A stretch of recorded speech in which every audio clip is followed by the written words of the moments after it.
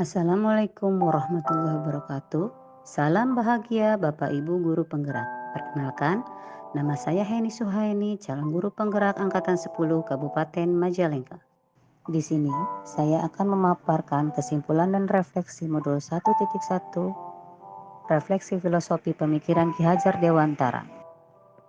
Ki Hajar Dewantara seorang bapak pendidikan yang memiliki pemikiran untuk kemajuan pendidikan. Menurut Ki Hajar Dewantara, pendidikan bertujuan untuk menuntut segala kodrat yang ada pada anak-anak agar mereka dapat mencapai keselamatan dan kebahagiaan yang setinggi-tingginya.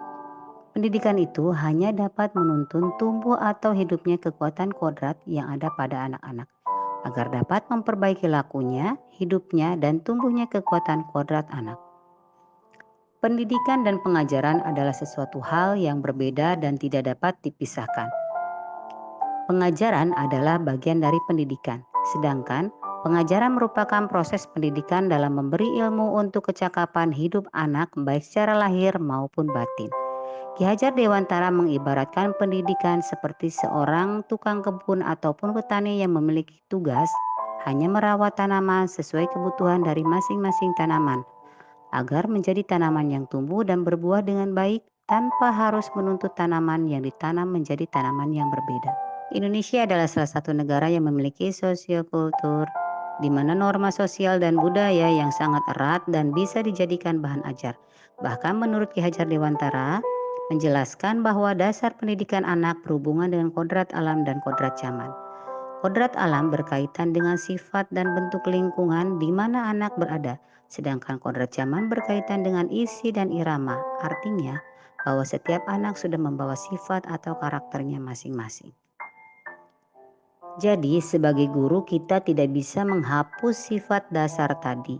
Yang bisa dilakukan adalah menunjukkan dan membimbing mereka agar muncul sifat-sifat baiknya sehingga menutupi atau mengaburkan sifat-sifat jeleknya.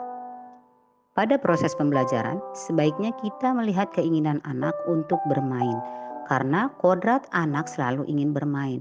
Jadi, tidak salah jika anak SD, SMP, ataupun SMA masih memiliki jiwa untuk bermain dan hendaknya guru bisa menyisipkan metode pembelajaran dengan permainan.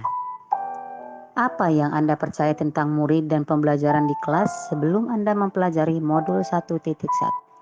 Sebagai pembelajar di kelas, saya merasa mempunyai peran penting sebagai pentransfer ilmu kepada pembelajar saya, yaitu murid. Dalam sebuah kegiatan pembelajaran, saya ingin murid menyerap dan memahami sebanyak-banyaknya ilmu dari yang saya ajarkan. Apa yang berubah dari pemikiran atau perilaku Anda setelah mempelajari modul ini? Selama ini, ternyata cara mengajar yang saya lakukan sangat bertolak belakang terhadap pemikiran Ki Hajar Dewantara. Cara mengajar saya masih berpatok terhadap saya sebagai guru dan anak-anak harus mengikuti cara belajar saya.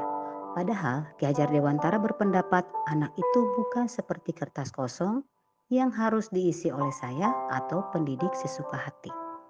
Sebelum saya mengikuti pelatihan guru penggerak dan pembelajaran pemikiran Ki Hajar Dewantara, saya meyakini bahwa tindakan memberikan hukuman dan tindakan tegas yang saya berikan terhadap siswa yang melanggar aturan akan memberikan perubahan terhadap siswa yang melanggar, dan ternyata yang saya lakukan itu salah.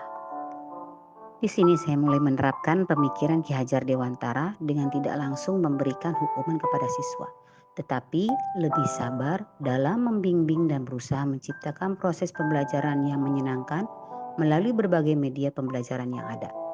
Apa yang dapat segera Anda terapkan lebih baik agar kelas Anda mencerminkan pemikiran Ki Hajar Dewantara? Dalam proses pembelajaran di kelas saya, akan menempatkan murid sebagai subjek pembelajaran, bukan sebagai objek. Menempatkan murid sebagai subjek diharapkan menjadi murid lebih aktif selama proses pembelajaran. Dalam pembelajaran, saya juga berusaha menuntun siswa belajar sesuai dengan kodrat alam dan kodrat zamannya dalam konteks mengimplementasikan pemikiran Ki Hajar Dewantara untuk mengenalkan kepada siswa dalam konteks kebudayaan lokal dalam membentuk karakter anak. Selain itu, yang dapat saya terapkan dalam pembelajaran di kelas antara lain merancang pembelajaran yang interaktif dan menyenangkan dengan melibatkan semua anak sesuai dengan metode student center. Dan saya akan menerapkan pembelajaran abad 21 dengan lebih berpikir kritis, kreatif, mandiri, komunikatif, serta kolaboratif. Sekian pemaparan dari saya. Semoga video ini dapat menginspirasi. Salam dan bahagia Bapak Ibu guru penggerak. Wassalamualaikum warahmatullahi wabarakatuh.